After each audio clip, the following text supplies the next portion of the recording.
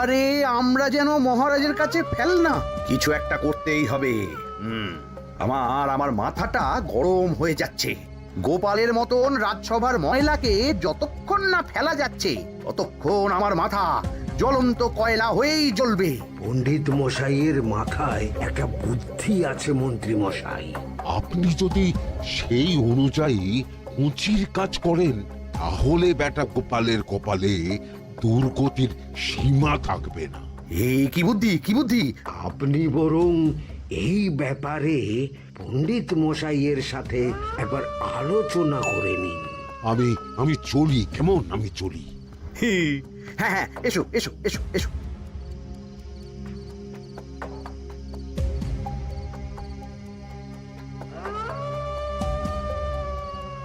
আরে ওই তো আমার বাঁ হাত ঘটা আসছে, বেটাকে দিয়ে একটা কাজ করাতে হবে। এ কি মন্ত্রী মশাই, আপনি এখানে দাঁড়িয়ে কি করছেন? এই একটা গুরুত্বপূর্ণ ব্যাপারে কথা বলছিলাম। একটা একটা কাজ করতে পারবি? কি কাজ করতে হবে বলুন মন্ত্রী মশাই। আমাকে একটু ঠান্ডা জল, পাতিলেবু আর পুদিনার পাতা দিয়ে শরবত বানিয়ে খাওয়াতে পারবি? সেসব আমার ঘরে ব্যবস্থা করাই আছে। চলুন চলুন, আমার সাথে চলুন। হ্যাঁ হ্যাঁ, চল চল চল চল চল।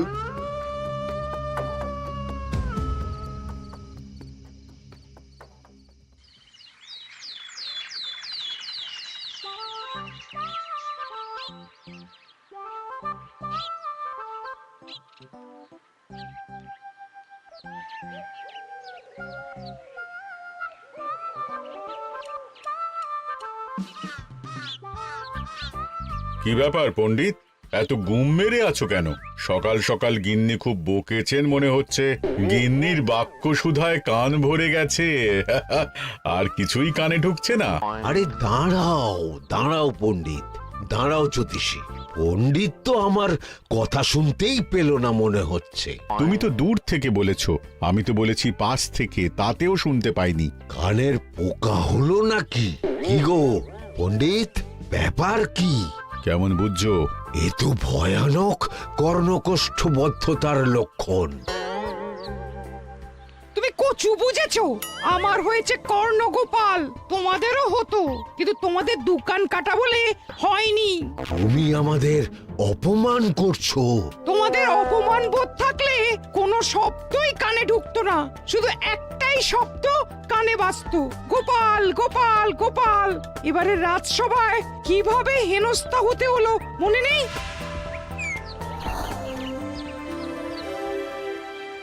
মহারাজ, একটা ভিক্ষা আছে। ভিক্ষার জন্য কৃষ্ণনগরের রাস্তাই সবচেয়ে উপযুক্ত জায়গা গোপাল, তুমি বরং সেখানেই যাও। মন্ত্রী, মন্ত্রী মশাই ঠিকই বলেছেন মহারাজ। যে যার নিজের জায়গা থেকে কথা বলে। কুকুর বলে ভৌ ভৌ, বেড়াল বলে মিউ মিউ, কাক বলে কা কা। মন্ত্রীর ভিক্ষার জায়গা কৃষ্ণনগরের রাস্তা, আর গোপালের ভিক্ষার জায়গা মহারাজ কৃষ্ণচন্দ্রের দুয়ার। বলো কি ভিক্ষা? বাড়িতে পুজো আছে মহারাজ, খরচা অনেক, কিছু ঋণ আবশ্যক। যদি 100 মোহর। ঋণ তোমাকে আমি দিতে পারবো না গোপাল। পুজো উপলক্ষে তোমাকে আমি 100 মোহর দিলাম। মহারাজ, আমিও ঠিক এই কথাটাই বলতে যাচ্ছিলাম। আমরাও তাহলে বাড়িতে পুজো করব। পুজোর জন্য আমাদের অনেক খরচ, তাই যদি... অবশ্যই অবশ্যই, কত ঋণের প্রয়োজন খাজাঞ্চির কাছ থেকে নিয়ে নিও, সুদটা আমি মাফ করে দিলাম। মহারাজ, গোপালকে দান আর আমাদের ঋণ? হ্যাঁ, কারণ তোমরা নিজেরা খাবে, কিন্তু গোপাল অন্যদের খাওয়াবে। গোপালের মতো মানুষের সঙ্গে থাকাই হলো রাজধর্ম। কিন্তু তাছাড়াও তোমরা হলে 80 যাই বেতন পাই দলের লোক। গত 1 বছরে তোমার কোন মন্ত্রণা দেশের কাজে এসেছে? পণ্ডিত কোনো নতুন তত্ত্ব শুনিয়েছে? জ্যোতিষী কোনো অমোঘ ভবিষ্যৎবাণী করেছে? আর বৈদ্য 3 বছর ধরে আমার হাঁটুর ব্যথা সারাতে পারেনি। কিন্তু গোপাল, গোপালের ভাঁড়ে হাস্যরসের কখনো অভাব হয়নি। মনে আছে? আছে। কিন্তু করার তো কিছু নেই। আছে। কিছু ভেবেছো নাকি পণ্ডিত? তোমাদের মনে আছে মহারাজ মোহর দেওয়ার পর গোপাল সেদিন বলেছিল কি গোপাল, খুশি তো? মহারাজ, আপনি আমাকে এক মুঠো ধুলো দিলেও আমি খুশি। সেই ধুলো মুঠোই আমি সোনা মুঠো করে ফেলবো। মনে নেই আবার? একটু ঝেড়ে কাশো তো দেখি পণ্ডিত, কি ভেবেছো? যা হবে দেখতেই পাবে।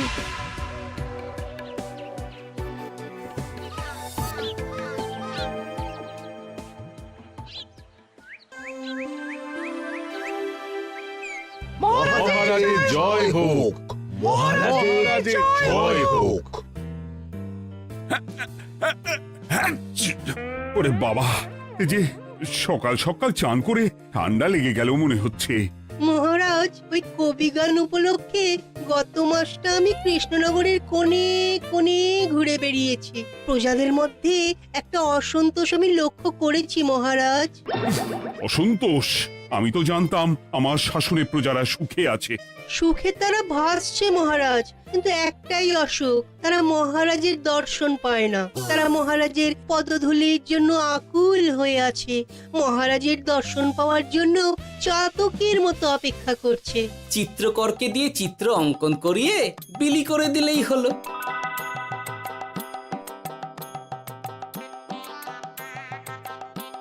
খুব ধুলো হয়েছে মহারাজ, কিন্তু এত ধুলো। কালকের ঝড়ে ঢুকেছে। ঝাড়ুদার,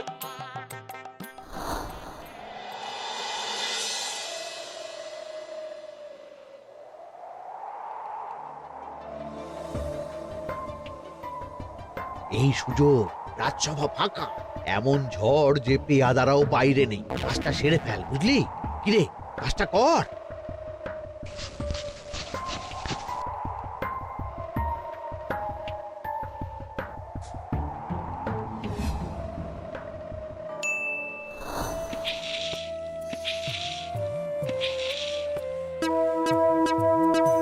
এত ধুলো! উফ, মহারাজ, কাল ঝড়টা বড় সাংঘাতিক হয়েছিল। তা বটে।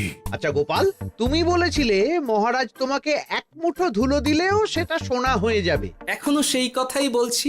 মন থেকে বলেছিলে না মহারাজকে তেল দেবার জন্য? তেল দেওয়ার দায়িত্বটা তো আপনি নিজের কাঁধেই নিয়ে ফেলেছেন। আমি যা বলি সত্যি বলি। আজ যদি এই 4 ঝুড়ি ধুলো মহারাজ তোমাকে উপহার দেন, তখনও একই কথা বলবে? নিশ্চয়ই। মহারাজ, গোপালকে এই 4 ঝুড়ি ধুলো দেওয়ার হুকুম হোক। কি গোপাল, আমি তোমাকে যদি এই ধুলো ঝুড়িগুলো দিই, তা থেকে সোনা আসবে নাকি? আসবে মহারাজ, মোহরের বস্তা আসবে। যদি না আসে, আপনি বলুন। তোমাকে কৃষ্ণনগর ছেড়ে চলে যেতে হবে। রাজি? আর যদি আমি পারি, তাহলে আপনাকে এই মন্ত্রীর চাকরি ছেড়ে দিতে হবে। কি রাজি? কি মন্ত্রী, রাজি? রাজি। গোপাল? রাজি মহারাজ। আচ্ছা, আর কেউ মন্ত্রীর পক্ষে বাজি ধরেছেন নাকি? হ্যাঁ, আমি আমি আমি আমি ও গোপাল এবার যে মরণ কুয়োতে ঝাঁপিয়েছে, সেখান থেকে আর উঠে আসতে পারবে না। ধুলো থেকে মোহরের বস্তা আসবে, এ হচ্ছে গোপালের উন্মাদ রোগের শুরু। দেমাক দেমাক, মহারাজের পিঠ চাপড়ানি পেয়ে পেয়ে গোপাল ভেবেছে যে ও সব কিছু করতে পারে। এবার শুধু সেই দিনটার অপেক্ষা, যেদিন গোপালকে উল্টো গাধায় চড়িয়ে কৃষ্ণনগর থেকে বার করে দেব। এতটা নিশ্চিন্ত হবেন না মন্ত্রীমশাই। গোপাল গোপাল কিন্তু হালকা কথা ছুঁড়ে দেওয়ার লোক নয়। কি বলতে চাইছো পণ্ডিত? ওই 4 ঝুড়ি ধুলো থেকে মোহরের বস্তা আসবে? না, তা বলছি না। অন্য জায়গা থেকেও তো মোহরের বস্তা আসতে পারে। তার সঙ্গে ধুলো মিলিয়ে দিলেই কেল্লাফতে। গোপালের নিশ্চয়ই কোনো পরিকল্পনা আছে। গোপালের সব পরিকল্পনার গোড়া মেরে রেখে দিয়েছি পণ্ডিত। ঘটা আছে গোপালের পেছনে, আর ঘটা আছে গোপালের বাড়ির পাহারা। লুকিয়ে কিচ্ছু করতে পারবে না। আরে ওই তো বটা আসছে। বেল্লিক, উল্লুক, তোকে আমি জল বিছুটি দেওয়াবো। গোপালকে ছেড়ে চলে এসেছিস কেন? ছেড়ে আসবো কেন মন্ত্রী মশাই? গোপালকে ওর বাড়ির সামনে ছেড়ে এসেছি। ওখানে তো ঘটা আছে। ও বড্ড ঘুরিয়েছে বেটা। কোথায় কোথায় গিয়েছিল গোপাল? 4 ঝুড়ি ধুলো নিয়ে বেটা বাড়ির উল্টো দিকে হাঁটা দিল। চললাম পিছু পিছু। যাচ্ছিল কোন দিকে? নদীর দিকে, কিন্তু গোপাল দাঁড়ালো যদুর বাড়ির সামনে। এই যদু হলো সেই লোক যে লোকজনের বাড়িঘর কেনা বেচা করে আর লোক ঠকায়। আগে রাজধানীতে থাকতো। বেটা রাজধানী থেকে এই কৃষ্ণনগরে পালিয়ে এসেছে, এখানেও লোক ঠকাচ্ছে, কিন্তু বেটা এত চালাক যে কিছুতেই ধরা যাচ্ছে না। এইরকম লোককে ধরাচ্ছে হাতে রাখা ভালো নয় কি মন্ত্রী মশাই? সে তো জানি, কিন্তু ওর ওপর মহারাজের কড়া নজর আছে। এখন ওর সঙ্গে সম্পর্ক রাখা খুব ঝুঁকি। যাই হোক, তারপর হ্যাঁ, তারপর যদু, যদু রে, গোপাল খুড়ো, আরে তুমি এখানে কি করছো? দেখতেই তো পাচ্ছিস ধুলো, তবে যে সে ধুলো নয়, মহারাজ কৃষ্ণচন্দ্রের পদধূলি। শুনিসনি বোধহয় এখন কৃষ্ণনগরে সবচেয়ে বেশি চাহিদা মহারাজের পদরেণুর। আচ্ছা, মহারাজের পদরেণু নিয়ে যাচ্ছ কোথায়? এই ছোট ছোট পুলিন্দায় ভরে কৃষ্ণনগরের প্রত্যন্ত জায়গায় যেখানে প্রজারা মহারাজের সাক্ষাৎ পায় না সেখানে বিক্রি করব। তোমার কি মাথা খারাপ? পায়ের ধুলো বিক্রি হবে? ওরে, গতবারে মাত্র 1 ঝুড়ি ধুলো 1000 মোহরে বিক্রি করেছিলাম, এবারে 4 ঝুড়ি। শোনো, তুমি আবার ঘুরে ঘুরে বিক্রি করবে কেন? তোমাকে আমি বরং 10 মোহর দিয়ে দিচ্ছি, তুমি আমাকে এগুলো দিয়ে দাও, আর বিক্রি করে যা হবে তোমাকে এই 40 ভাগ দিয়ে দেবো। ওই 10 মোহরে বদমাস যদুকে ধুলো বেচে গোপাল বাড়ির দিকে চললো। বাড়ির সামনে অব্দি পেছনে পেছনে গিয়ে তারপরে এই আপনাদের কাছে আসছি। বলিস কি রে, ধুলো বেচে 10 মোহর? ও মন্ত্রী মশাই, গোপাল তো একেবারে নাড়ি ধরে টান মেরেছে। গেল রাজসভায় এমন সুখের চাকরিটি গেল, এবার আবার রাস্তার ধারে গিয়েই বসতে হবে। এবার নবাবের দরবারে জায়গা আছে কিনা খোঁজ করি গিয়ে। তাত্তেরি 10 মোহর আর 1 বস্তা মোহরের মাঝখানে অনেক রাস্তা, সেই রাস্তায় আমি লোক বসিয়ে রাখবো। আরে আরে, ওই তো তোমার ঘটা আসছে। এই, তুই গোপালের ঘরের পাহারা ছেড়ে এলি কেন? গোপাল নেই নেই নেই নেই নেই নেই।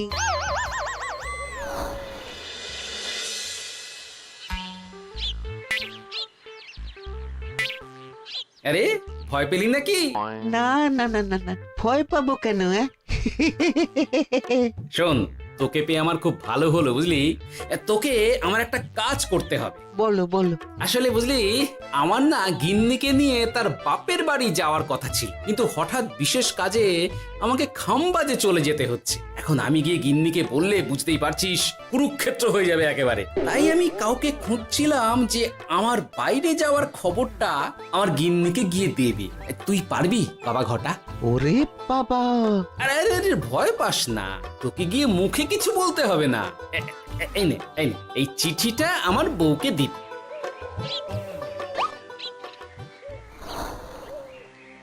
কৃষ্ণনগর ছেড়ে চুপি চুপি চলে যাচ্ছি, চালাকিটা দেখেছেন? ওসব চালাকি আমি তুড়ি মেরে উড়িয়ে দেব। কি করবেন? চারিদিকে আমি অশ্বারোহী গুপ্তচর পাঠাচ্ছি, গোপালকে কোনো চালাকি করতে দেব না।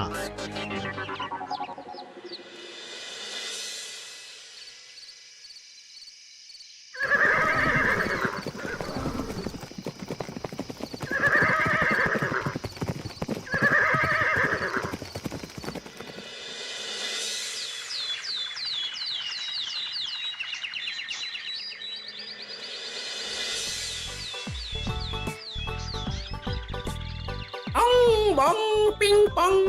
হ্যাঁ, ওরে বাপ রে, এ আবার কি বলে? মানে বুঝিতে পারিলে না?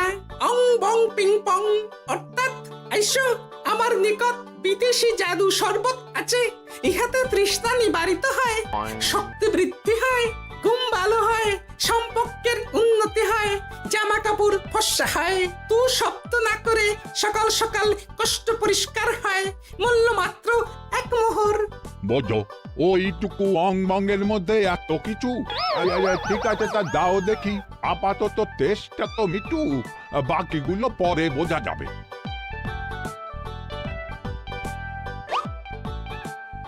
আহা, বড় ভালো খেতে তো। ঠং ঠং অর্থাৎ শক্তি বৃদ্ধি হলো।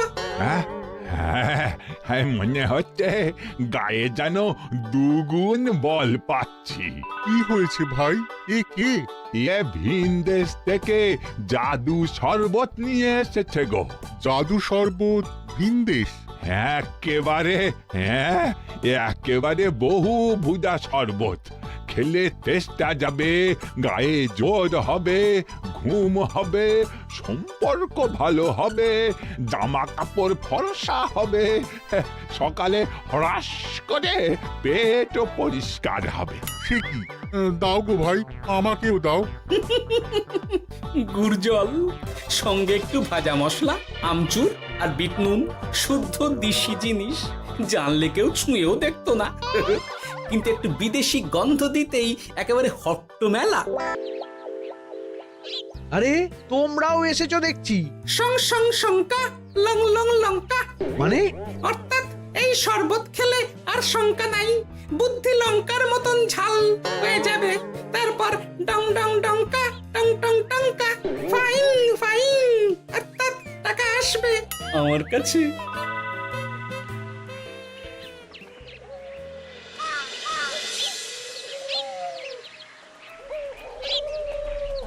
ঝপ ঝপ ছপাং, ভট ভট ফটাং। অর্থাৎ উহাকে দৌড়িয়েছো কেন? বেটা জোচ্চোর অনেককে ঠকিয়েছে। অনেক দিন থেকে তককে তককে ছিলাম, এবার এই ধুলো নিয়ে মহারাজের পায়ের ধুলো বলে বিক্রি করছিল। একটা বেনামি চিঠিতে খবর পেয়ে বেটাকে ধরেছি। ব্যাং ব্যাং বিগ ব্যাং। অর্থাৎ বাহ বাহ বাহ বাহ। বেনামি চিঠিটা আমি দিয়েছিলাম বাবু। বাবা যদু, তুমি সেই রাজধানী থেকে কৃষ্ণনগর অবধি মানুষকে অনেক খোল খাইয়েছো। তুমি এতদিন ঘুঘু দেখে এসেছিলে বাবা, এবার গোপাল নামক ফাঁদটা দেখলে। কতবার বলবো, এইসব ধুলো আমি গোপালের কাছ থেকে কিনেছি। যা বলার ওই বিচারের সময় মহারাজকে বলবি। চল চল চল চল চল।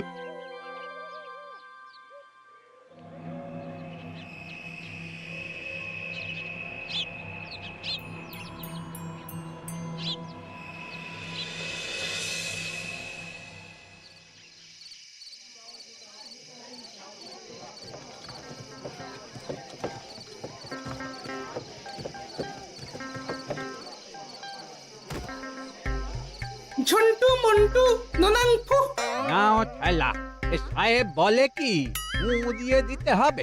কি বলছো সাহেব? বুঝতে পারছি না, কোথায় ফু দেব? ঝন্টু মন্টু ননাংফু।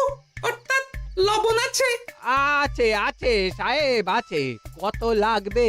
ভান্ড ভরি আন্ডাকারি। অর্থাৎ যা আছে সব।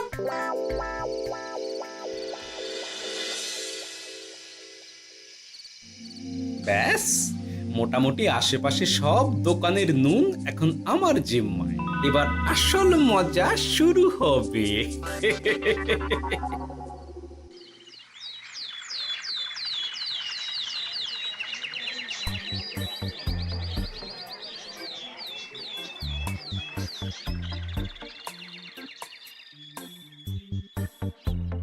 নুন আছে? না হুজুর, গোটা কৃষ্ণনগরেই নুন নেই। ওই দেখো, পুরো রাজসভাই বাজারে জড়ো হয়েছে।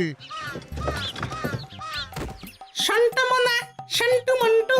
এ আবার কি বলছে রে বাবা? শান্তামনা, শান্টু মন্টু। অর্থাৎ জনগণ শ্রবণ করুন।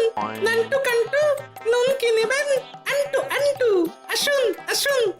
আমার আমার এক সের নুন লাগবে। সেন্টু, অবশ্যই 1 সের লবণ 10 মোহর। 1 সের 10 মোহর? 10 মোহর লইবেন না লইবেন না? না, নেব না। উত্তম উত্তম, গান্ডা পিণ্ডে টিসুম টিসুম। অর্থাৎ তাহা হইলে নুনের বদলে গৃহিণীর প্রহার ভক্ষণ করুন।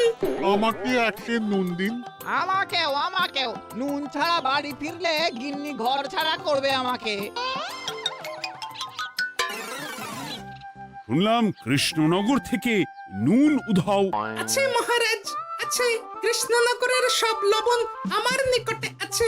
1 সের 10 মোহর। এত দাম? দাম তো হবেই মহারাজ। লবণ ছাড়া রান্না কেমন হবে ভাবিয়া দেখুন। ঠিকই বলেছ, রাজপাকশালেও তো রান্না বসেনি।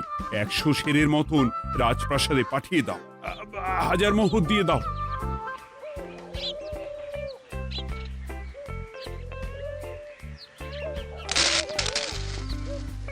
ব্যাস, এক বস্তা মোহর হয়ে গেছে। গোপাল? হ্যাঁ মহারাজ, গোপাল, যে 4 ঝুড়ি ধুলো থেকে 1 বস্তা মোহর রোজগার করেছে। ইয়া বাত! চলো রাজসভায়, পুরো গল্পটা শুনতে হবে। সকলেই এসো তাহলে রাজসভায়। কিন্তু মহারাজ, যারা বাজি হারলো তাদের তো চাকরি গেছে, তো তারা রাজসভায় যাবে কি করে? ঠিক ঠিক ঠিক বলেছ। আর যারা বাজি হারলো তারা বাদ, বাকিরা চল। এই সেরেছে, গোপাল তো আবার বাজি মেরে দিল। ও মহারাজ, আমাদের দেখুন। ও মহারাজ, আমাদের দেখুন। ও মহারাজ। হ্যাঁ